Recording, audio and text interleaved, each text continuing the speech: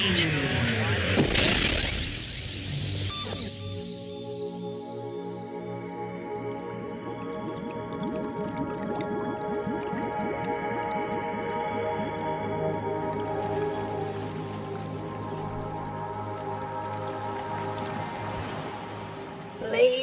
and gentlemen, may I introduce the Water Garden Wizard, Guru of Goldfish, King of Koi, Lord of Lilies, Plumbing Pro, Maven of Mud, Algicide Lace, Connoisseur of Clarity, Aquatic Aficionado, the one and only Prince of Ponds.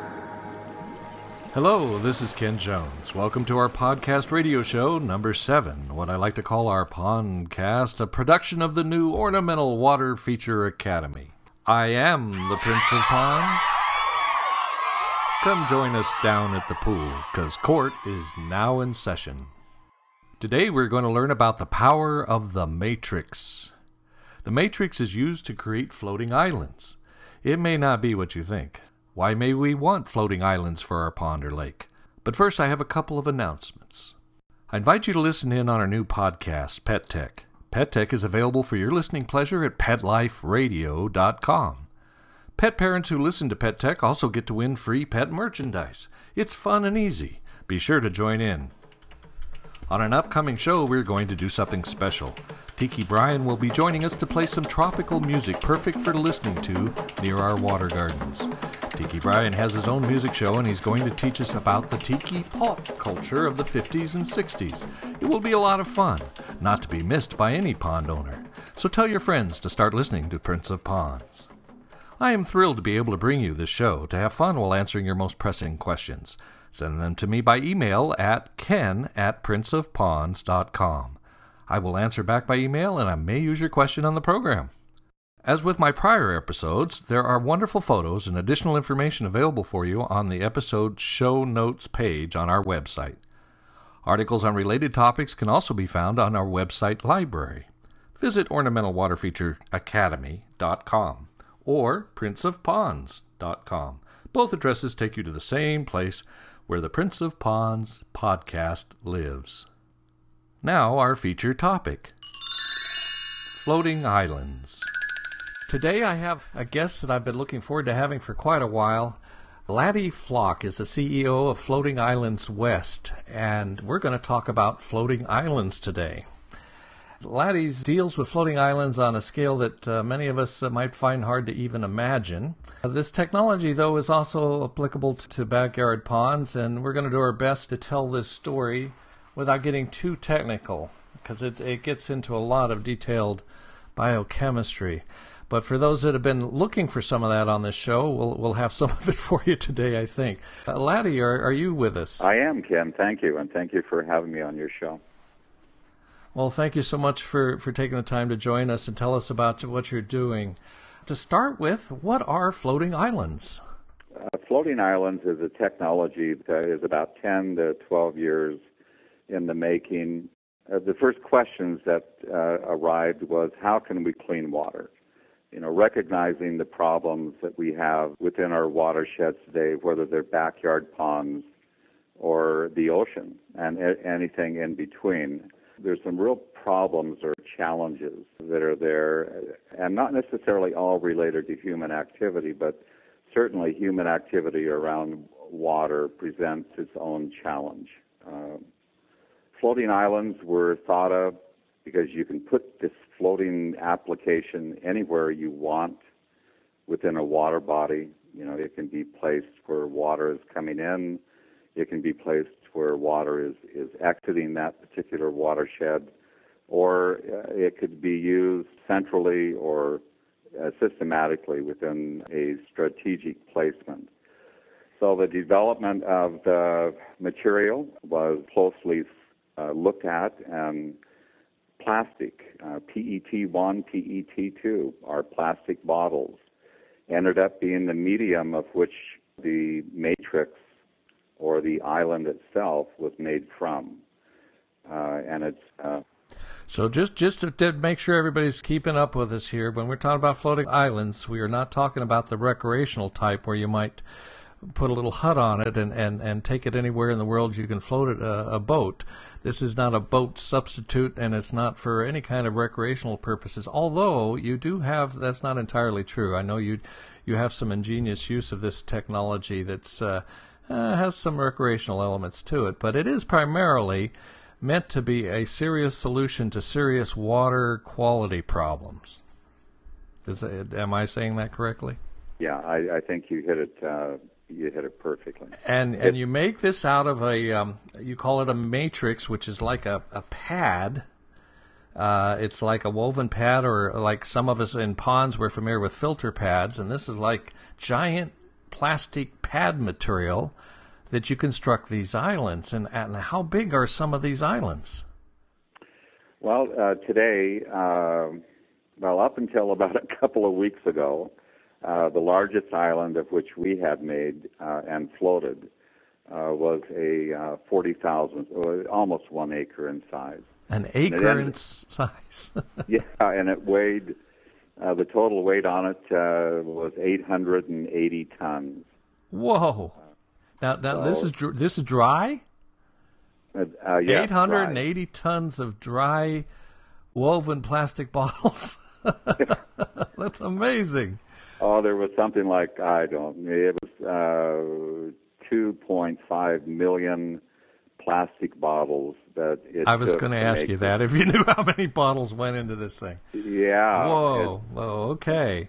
Now, I've seen small versions of these that one could easily put into even a small backyard pond, and would that be the same basic same idea as this woven pad?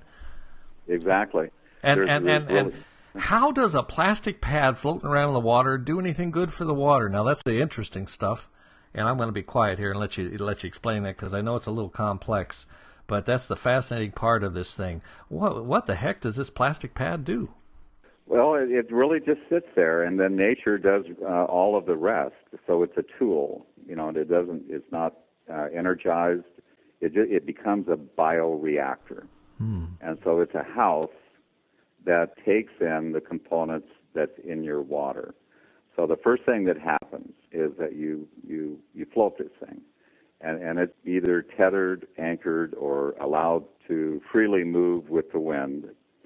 The component of the woven material, it's actually a non-woven material, is that it absorbs and connects to a lot of the biofilm. So in your water, if you were to take a microscope, even some of our drinking water, you could take a microscope and you can see elements within that water. And that's biofilm. That's just part of what water is. And biofilm is there in order to develop some of the remediation processes that go through. So it attracts microbes, bacteria.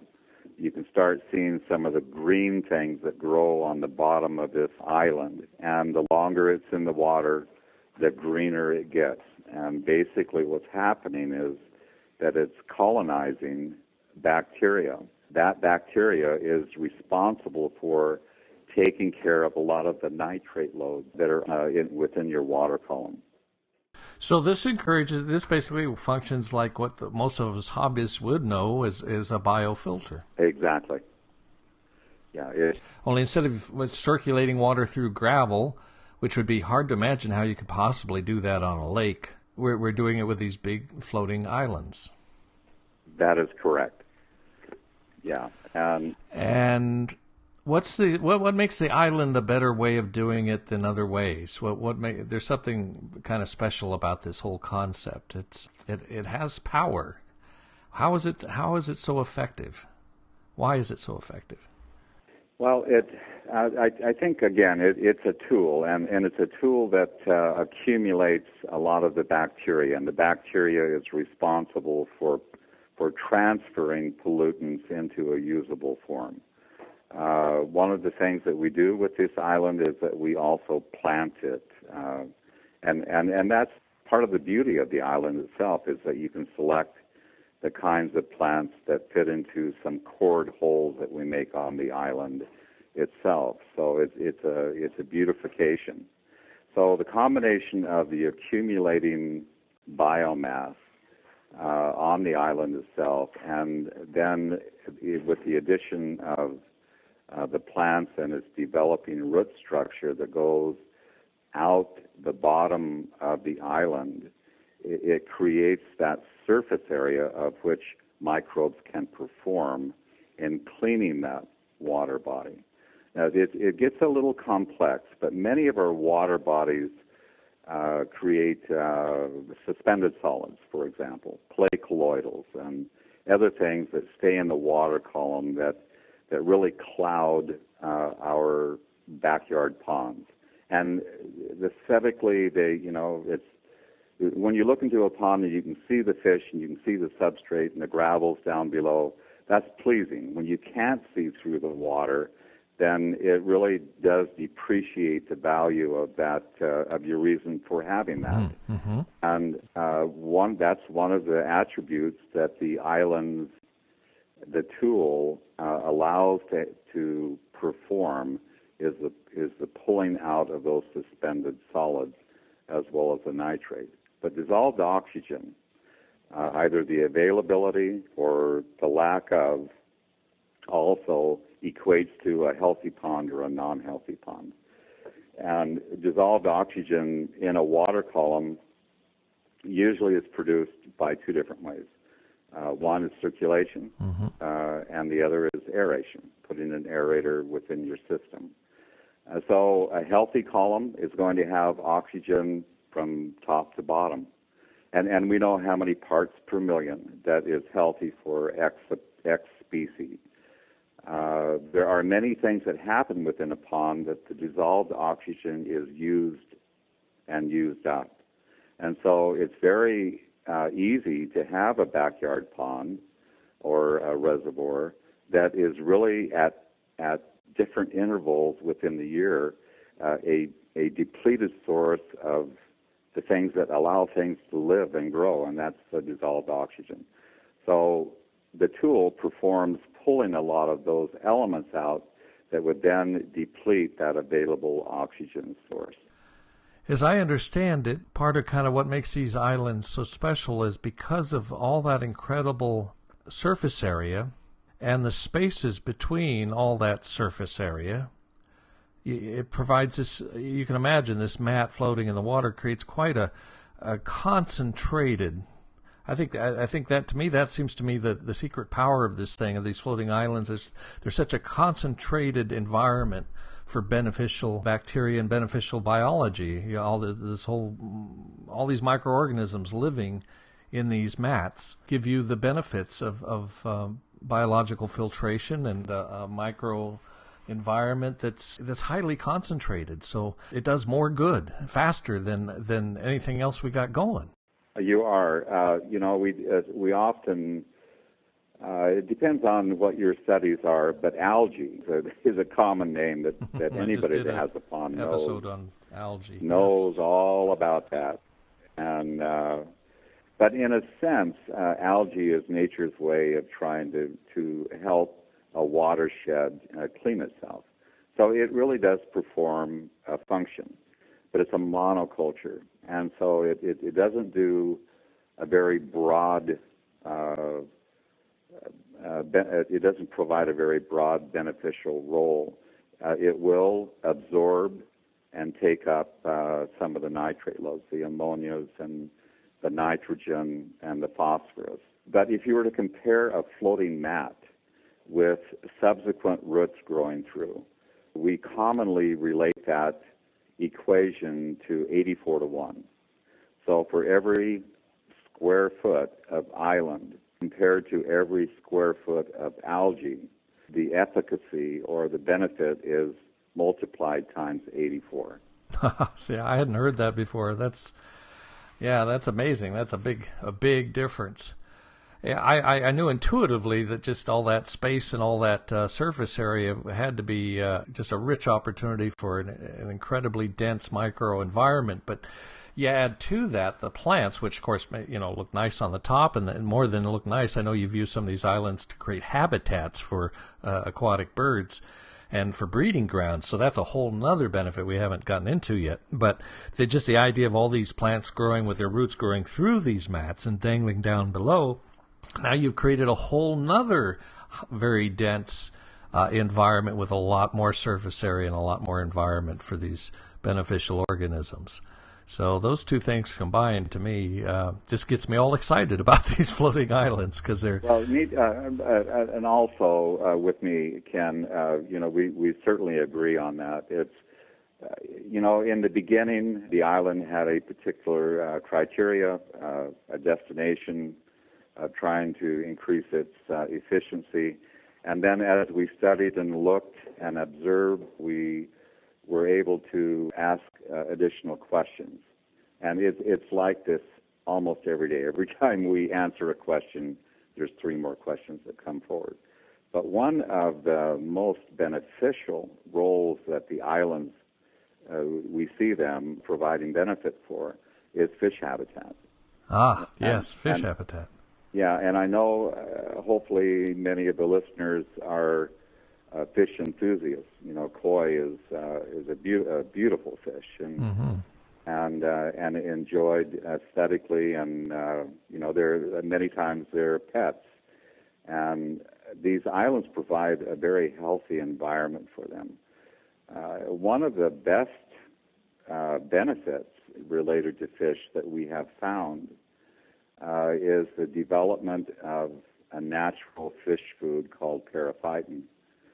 There's many components of bacteria, and I could name 10 fairly quickly, but there's one that shines as far as some of the best healthy food that fish under 1 year, or at least a fish under 2 years old, can have for its growth. We found fish mortality rates working with the Fish and Game. Their studies tell us that many of the smaller fish, if they haven't accrued enough fat to get them through the cold months, the winter months when a natural food isn't available, then the mortality rate is incredibly high. And so a lot of our understanding of what this periphyton does has come from studies like that. But periphyton is an incredible food source.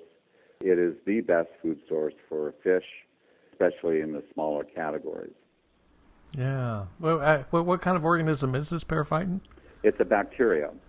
It's a bacteria? Yeah. It's very much like zooplankton, phytoplankton, diatoms. There's a number of diatoms that commonly are fish food. Fish really, if you have fish in your water body, then you just open up a number of potential cycles for that watershed to be able to go through. Without fish, your water column is different. It performs totally different. A fish will have fecal matter. It will provide organic secretions, ammonia, nitrate loads, and it's part of the cycle. Part of that fecal matter becomes a benefit. The other parts of it are a detriment. And so to try to get a pond highly functional, these islands help provide as a tool those functions to exist, especially when the nitrate loads are so concentrated. It's time for a quick break. We'll be right back. Welcome to Pet Tech, the podcast show about new technologies to help us care for our pets.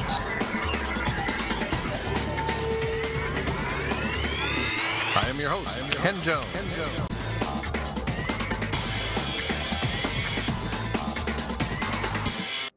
Welcome to the show that helps you apply today's technology to make the care of your pets easier, safer, and more fun. I am the Pet Tech Guy, and this is the program where we talk about electronic tracking devices, high-tech nutrition, aquarium gear, filter systems, heating, lighting, computer controls, and much, much more. The new Pet Tech Show is available as a free podcast from PetLifeRadio.com, beginning in February of 2012. It is created as one of the new media production services of Ken Jones, Sponsorships are available. Enjoy Pet Tech. I want to speak a moment with you about one of our affiliates and supporter of this show, Audible Books. If you are listening to Prince of Ponds on a smartphone, iPad, iPod, or even a computer, then you've discovered the rich resource that is the podcast. There's another wonderful resource available to you thanks to this digital technology. If you are not partaking in it, you are truly missing out. That is digital audiobooks. Now, you can listen to your favorite books anytime, at home, in the car, or when exercising. It's a great way to get caught up on your reading without having to take the time to actually sit and read. Audible has a huge collection of over 100,000 of the latest books and the classics for you to enjoy. For listeners of the Prince of Pond podcast, Audible is offering a free audiobook download with a 14-day free trial to give you a chance to check out their service. I personally recommend the new book Steve Jobs by Walter Isaacson.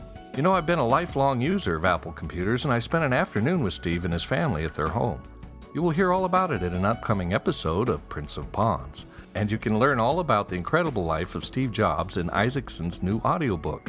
To download your free audiobook today, go to audibletrial.com/Prince of Ponds. Again, that's audibletrial, audibletrial.com/Prince of Ponds for your free audiobook.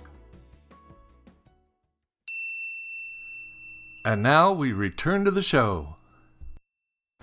So is it fair to say an island can help reduce the amount of algae you're going to have in your pond? It could aid your water clarity? Well, in many cases, depending on the surface area of the island in relationship to the surface area of the total pond, it will eliminate algal growth. Now, algae happens to perform in a number of different ways. Some of it is suspended. It starts with little clumps. Usually, algae will start developing in a warmer part of your watershed. It's that temperature relationship to growth, just like a plant is. Sure. And it will also grow more prolifically in a dead water area. So there's no circulation, there's no turnover of that particular volume of water, and the concentrations can develop. But the islands, in many cases, and I'll give you an example. I have a 2.5-acre pond here on our manufacturing site, and it was a cattle pond. It had a sludge layer that, you stick your boot into it and your boot stays there and you keep going. It had an algal growth all the way across the top, and, there was some aquatic weed growth that was down below, but mainly it was the algae. We put the islands in 3 years ago, and there was a substantial difference the first year in the reduction of algae. There was still algae that was growing, especially around the edges. The second year, there was no algae. There was evidence of some pond scum that would show up on the edge, but it never did develop into algae. And certainly algae bloom, the cyanobacteria, is something that you want. It's a problem in many of our watersheds, even our backyard ponds. If that algae happens to go to bloom, it releases a toxin, and that toxin is detrimental to, in some cases, the life of anything that is oxygen dependent. So anyway, this pond, we're through our third year now. I just went out the other day and caught 30 fish within a 2-hour span, investigated each one for sores, color. There's a couple of areas on a fish that you can identify if they're healthy or not. And each one of these fish, as it was pulled out, was checked. And they're beautiful. They're very healthy, very vibrant. They have food. They have clarity of water. They have a lack of contaminant within the water, and they're happy. So anyway, as this pond is an example, many times the islands will deplete the nitrate load that algae requires in order for it to grow. So it's a direct competition to algae. Well, now let's talk a little bit. We've talked quite a bit about the beneficial effects on the water that these floating islands, these habitats have.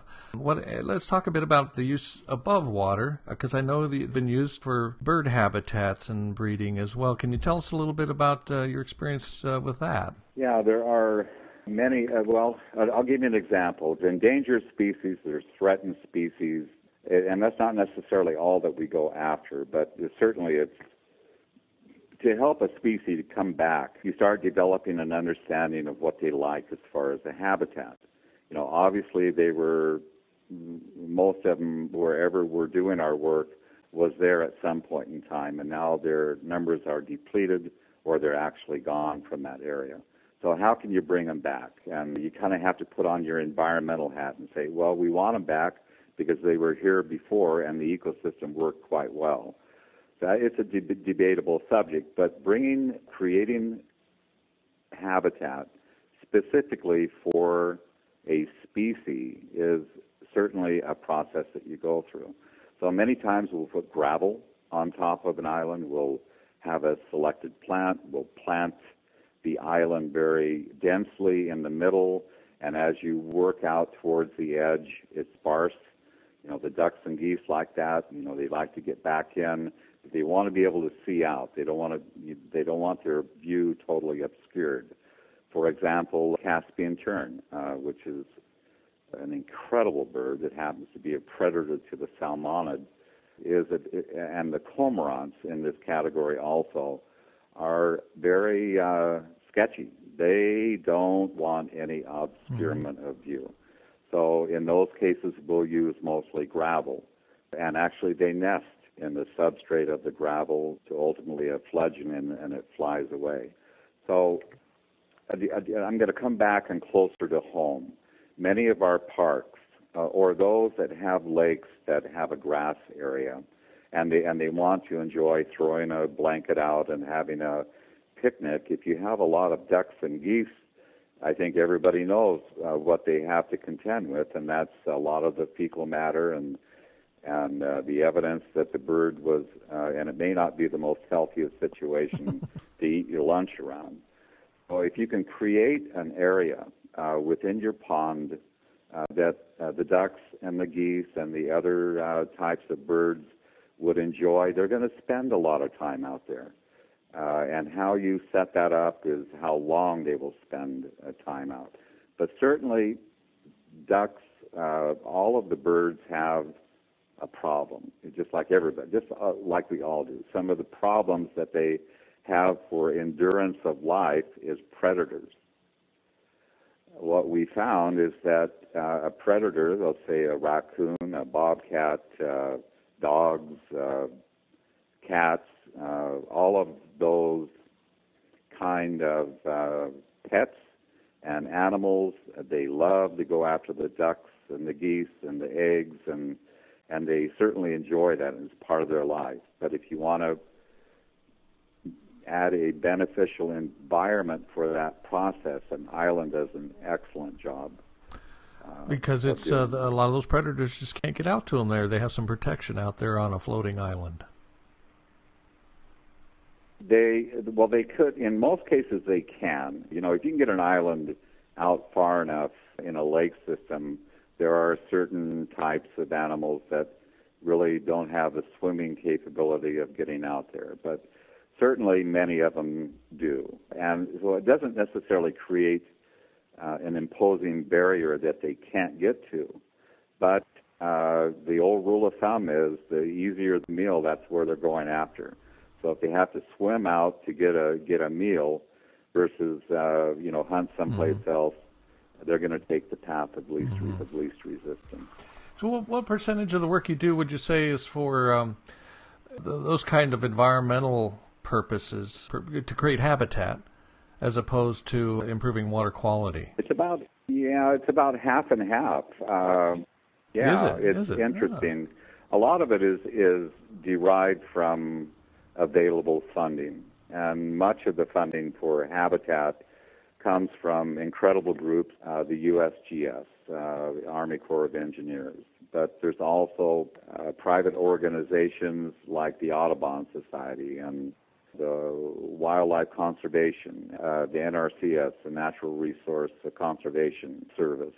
there's an awareness by these organizations that to try to maintain status with our environment and look at all of the components of that, which are certainly the birds and the fish and the amphibians and so forth, to allow some funding for the resourcement of habitat. So that really, in our world, dictates a lot of where we're going. If I were to identify one within this technology, it's fish. I'm an old fisherman. I used to fish the bass circuit years and years ago, way before it got to the point to where it is now. I could not keep up with those guys today. They're very good. But anything to do with fish is going to have a higher level of attention from my standpoint. But certainly we're working in all of the realms. Yeah. Well, Laddie, can you quickly, the time we have left, do you have a favorite installation, something, is there a little story you could tell us about one particular project or another that you that stands out in your mind? Well, there's many of them because, we're out there in the elements, when your mustache freezes and, and your hands don't work and you still have to perform, you can get into some pretty unusual situations. Yeah, because you folks have worked in both freshwater and marine water environments, have you not? We have, yeah. And water is wet when you fall into it. Yeah, it's wet and it can be cold too, huh? And it can be very cold. I think if I were to share one story, it kind of surprised me a little bit. We were putting together it was that 880-ton island, and it's huge. It's almost 1 acre in size, and it was a watershed that was fairly shallow. Where we built this, and so we went out and we put our anchoring system out in the middle of the water body. We selected strategically where it was to be placed, with all of our questions and hoping that we're right. So we needed to move that island from its launch point out to the anchoring point, and it was about a mile and a half out. And we didn't have any big power boats because water was so shallow. What we had was 35 horsepower outboards. Ah. And so, I did a little engineering, and it's feasible that you can move that island. So, okay, yes, we're going to do it. So we stuck that outboard motorboat behind the island and cranked that thing up, and we were churning mud out the back and all this turbulence, and we weren't moving. I mean, we kept at it and kept at it and kept at it. And you'd look at some reference point on the bank to see if you're making any ground at all. And all of a sudden, we started moving. And it slowly started moving as we were moving out and trying to turn and anticipate our turn. And yeah, success. We were going out to the anchors, not very fast, but we were going out there with constant pressure. So everything was good. We were approaching the anchoring with the buoys sitting up, and all of a sudden, we wanted to stop the island. It wasn't happening. All of that energy just kept going, and we floated right over the buoys. So we had to go on the other side and start the whole process again. But it was one of those oh my gosh, what are we going to do here? But anyway, no trauma stories. It worked, and it was comical after we were all done. We were sitting around and talking about that.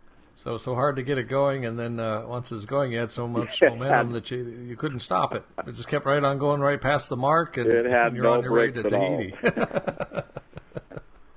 No breaks. Yes. Yeah. Well, that's a challenge I don't think most people have to deal with. Get a acre-sized island on target, and that's the point. I guess a lot of the work you do is in the environment. You can't pre-assemble all these things in a factory somewhere and just take them out and plop them in. You actually have to do some of your assembly out on the job sites in all kinds of environments, I imagine. Is there any downside to these islands? I mean, you don't use any chemicals, right? It's structural. and you inoculate it with plants, at least. You add aquatic plants, marginal type plants to these islands. Is there... Well, ultimately, the floating island will become what we mimicked or tried to mimic, natural occurring floating island. So really, in a sense, you can look at it these in a lot of ways, but one way is that the plants and the biomass will continue to grow. It's in a perfect situation. They want to grow. Their feet are wet. They're getting watered constantly. Their food is a nitrate source. They don't need anything else. If you're going to allow them to naturalize, then the strongest plant is going to take over. If you don't trim them, it's just like a landscape. Over a period of time, if you were to take one of those islands and cut it in two and look at the inside of the matrix, it's hard to tell that there was even any plastic there. Because it has become a natural occurring floating island. Where the idea came from, actually, there's a number of places still in this world that has natural occurring floating islands. So what happens is peat breaks apart on the substrate underneath the water. It breaks apart in layer, and it breaks apart because a lot of the bugs and scuds and everything else are decomposing, and that creates biogas. So this peat floats to the top, and then all of a sudden the volunteer seeds come on, and the next year it's full of grasses. The one that we studied is 30 acres in size. It's 19 feet deep into the water column.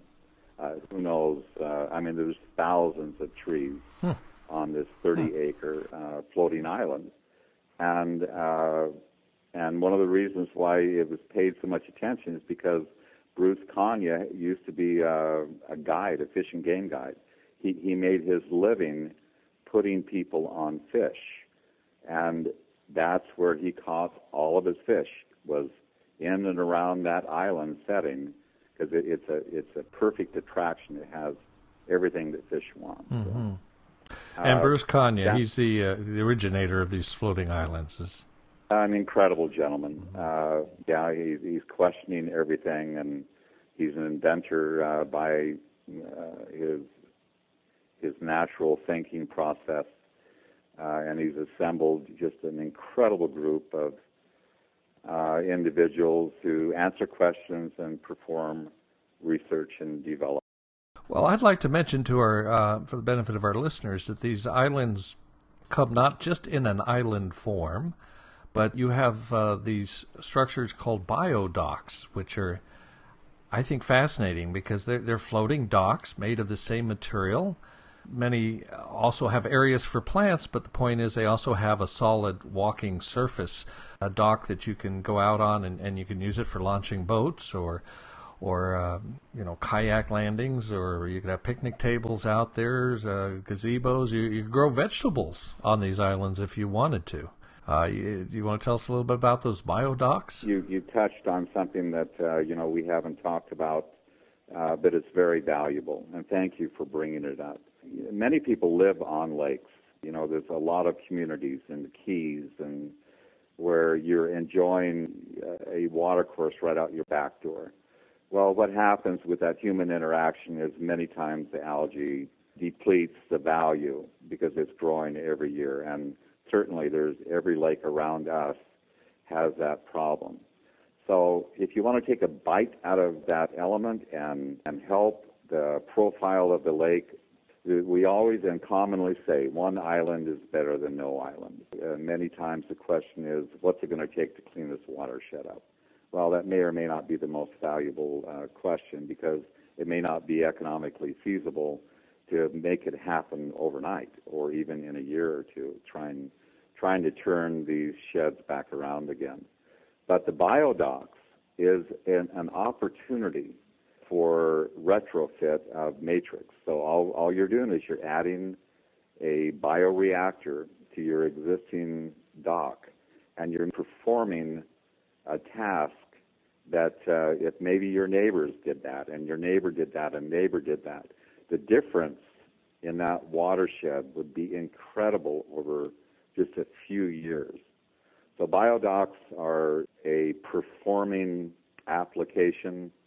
The other that we're studying now, and we've just started down the path, is creating coral. Anybody that has dove or snorkeled around a natural coral bed understands that it's just full of life, and the water is very clear and it's very healthy. So developing matrix without buoyancy, creating that coral reef on the bottom, performs a number of valuable functions within a watershed. So there's many different applications. Wow. Yeah, I hadn't heard of that one. I could tell we're going to have you back and talk some more. Oh, I love As it is, we're running out of time, and I have more questions for you that we just couldn't get to. But the thought of, why not use this in a marine environment as well, or something like it? Yeah, it's fascinating stuff. This concentrated biology and the benefits it can have on an aquatic environment. It must be very satisfying work that you're doing. Well, I would encourage everyone to visit your website and especially check out the photographs. They really help one understand what these things look like, what they are, and a little bit about how they work, and it's all very intriguing stuff. Would you tell us how people can get in touch with you to learn more about floating islands, Laddie? How can they reach you, and how can they learn more? Good. Our website is Floating Islands West, and islands is plural, so Floating Islands West. The other website is the international website. That's floatingislandinternational.com, and we're on the core team of the international movement also. My home office number is area code 209-772-1442. And that's probably the best contact number if I'm not there to leave a message. And even if you just have a question, if you want to talk about the cost, the different applications for islands, doing something today to improve our environment. And I'm not saying islands is the only answer. It's only one of them. But it's an incredible tool as we develop higher levels of understanding why it performs the way that it is to benefit to our environment. Well, no doubt about it. And Laddie, I want to thank you for all that you're doing to help improve our environment. Thank you, Ken. And thanks so much for being on the show. I really appreciate it. Bye now.